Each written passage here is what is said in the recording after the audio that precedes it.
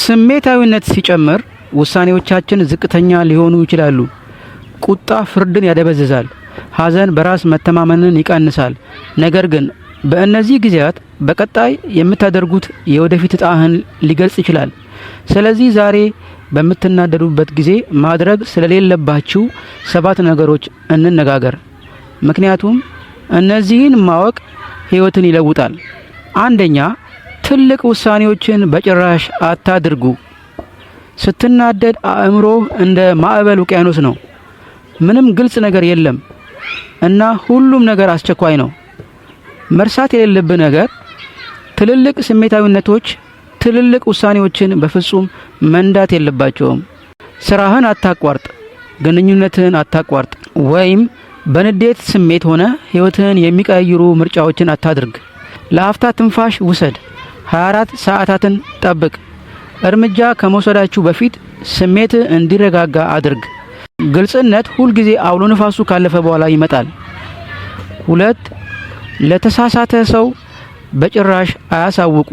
ሁሉም ሰው የእርሶን ደካማ ጎን ስትናደዱ የምታሳዩትን ባህሪ ማወቅ አይገባውም።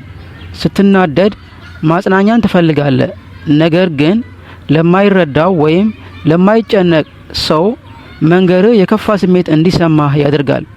ይልቁንም ደህንነታቸው የተጠበቀ ጥበበኛ እና ደጋፊ የሆኑ ሰዎችን ያገኙ ወይም ከቻሉ የተሰማዎትን ስሜት አውጥተው ይጻፉ። ኢነርጂህን ጠብቅ።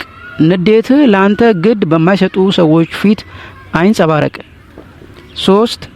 ወዲያውኑ ምላሽ አይስጡ። የሆነን ጽሑፍ መላክ ይፈልጋሉ፣ የሆነን ኢሜይል ማጥፋት ይፈልጋሉ። አታድርጉት። ይቆይ። ስትናደድ የመጀመሪያ ምላሽህ በጣም መጥፎ ነው። ጊዜ ውሰድ። ካናደደ ነገር ራቅ። አድሬናሊን እንዲረጋጋ አድርግ። ሁልጊዜ በኋላ ምላሽ መስጠት ይችላሉ፣ ነገር ግን አንዴ በንዴት ያመለጠ ቃል መጥፎ ቃል ከሆነ መመለስ አይችሉም። 4. ስሜትህን በጭራሽ አታፍን ወይም ችላ አትበል። ስሜትህን ማስወገድ ያ ስሜት እንዲፈወስ አይረዳም። ይልቁንም ስሜትን መደበቅ በኋላ ቆይቶ ሊፈነዳ ይችላል። የሚሰማዎትን ሲጮቁኑ ውስጣዊ ግጭት ይፈጠራል። ይልቁንም ስሜቱን እውቅና ስጥ። ስማው፣ ስም ስጠው፣ ተገንዘበው። ስሜቶች መልእክቶች ናቸው። የመጡት አንተን ሊያጠፋህ ሳይሆን አንተን ሊያስተምርህ ነው። 5. ሌሎችን በጭፍን አትውቀስ። ነቀፋ ቀላል ነው፣ እድገት ከባድ ነው።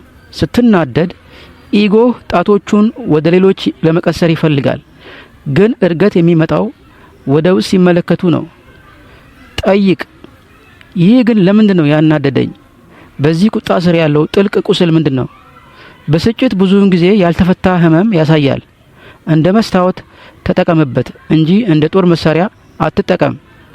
6. በፍጹም ራስዎን በሚያደናቅፉ ነገሮች አትደንዝዙ። ከንዴት ስሜቶ ለጊዜውም ቢሆን ለማምለጥና ለመርሳት እንደ መጠጥ ያለ አላስፈላጊ ነገሮች እንዲቆጣጠሩህ አትፍቀድ። ስሜትህን ለመጋፈጥ በዝምታ ተቀመጥ።